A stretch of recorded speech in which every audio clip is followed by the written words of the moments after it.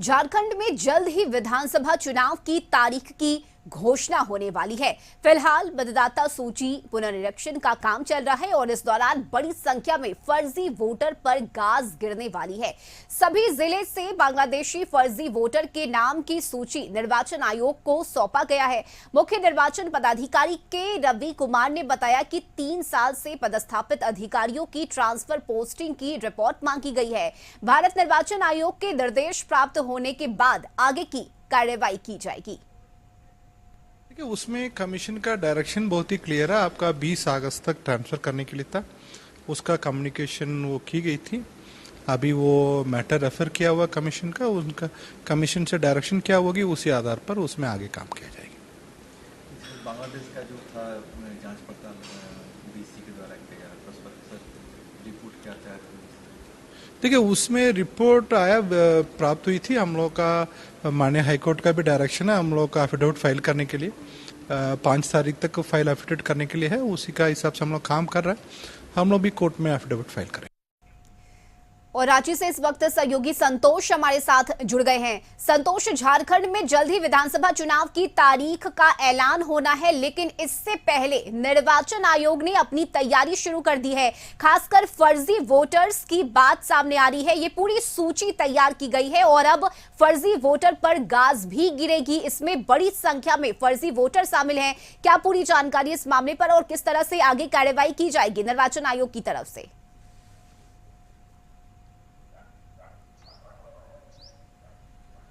देखिए, 2 दिवसीय कल बैठक हुई जो झारखंड के डीसी हैं, जिला निर्वाचन पदाधिकारियों के साथ बैठक हुआ। उसमें लगातार मंथन हुआ कि कैसे जो वोटर लिस्ट में नाम है, जो मर गए हैं उनको भी सूची में नाम है, उनका नाम काटा जाएगा। खास करके जो फर्जी दस्तावेज के सहारे वोटर लिस्ट में नाम जुड़वाए हैं उनका नाम काटा गया। खास करके जैसे बांग्लादेशी मुद्दे पर निर्वाचन आयोग के मुख्य निर्वाचन पदाधिकारी ने कहा कि उसकी हम लोग सूची तैयार कर दिए हैं और भारत निर्वाचन को सूची भेज दी है।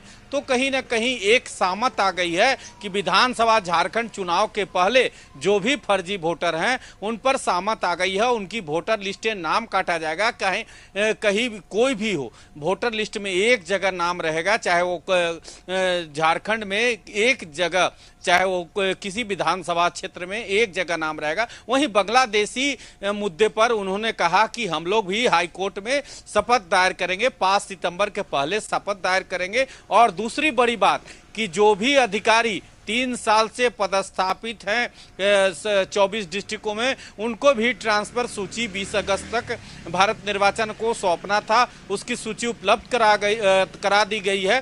तो अब देखना होगा कि चुनाव आयोग का डंडा जो अधिकारी का अभी तक ट्रांसफर नहीं हुआ है, क्योंकि उसके बाद कल वोटर लिस्ट का प्रकाशन का तिथि रखा गया है। तो कई एक्टिव मोड में चुनाव आयोग की टीम हो गई है। आपको बता दें कि जो स्थिति है कि लगातार चुनाव आयोग के तरफ से, क्योंकि नवंबर दिसंबर में संभावना व्यक्त की जा रही है कि चुनाव घोषणा हो सकता है, तो चुनाव हो सकता है झारखंड में।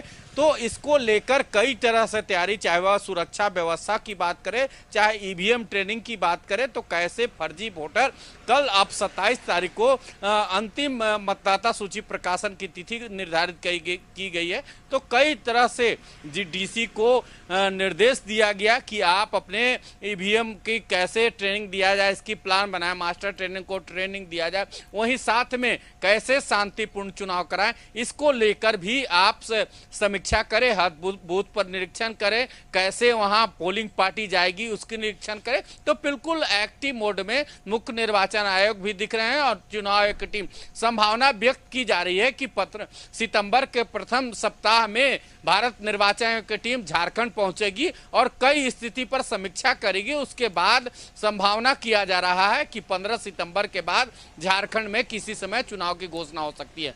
जी रश्मि। बिल्कुल संतोष, देखिए किसी भी वक्त विधानसभा चुनाव की तारीख का ऐलान किया जा सकता है और ऐसे में ये बड़ी जिम्मेदारी भी है और चुनौती भी है, क्योंकि जो पुराने वोटर्स लिस्ट हैं उसे ठीक करना है, नई सूची जारी करनी है। तो मुख्य निर्वाचन पदाधिकारी के रवि कुमार ने भी इस पर अपनी बातों को रखा और उन्होंने बताया कि किस तरह से चुनाव आयोग की टीम झारखंड में काम कर रही है, क्या क्या चुनौती हो सकती है।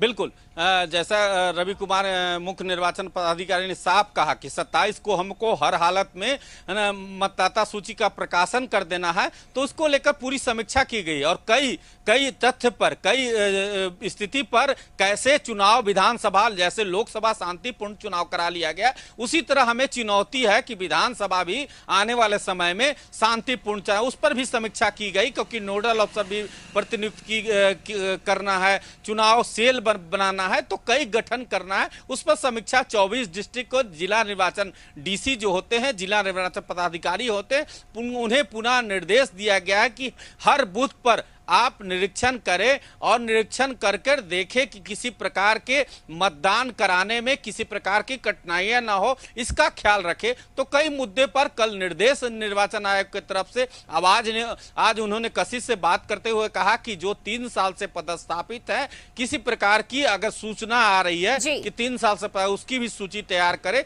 तो अधिकारियों की ट्रांसफर की सूची 20 अगस्त तक निर्वाचन आयोग को सौंप दिया गया। तो अब देखना होगा कि उसके बाद भी अगर बचे हैं तो उसके बाद भी निर्वाचन आयोग के तरफ से फिर डंडा चलेगा और 3 साल से पदस्थापित अधिकारी कर्मचारी जो हैं उनको हटाने की कोशिश की जाएगी। जी चलिए, बहुत शुक्रिया संतोष आपका तमाम जानकारी के लिए।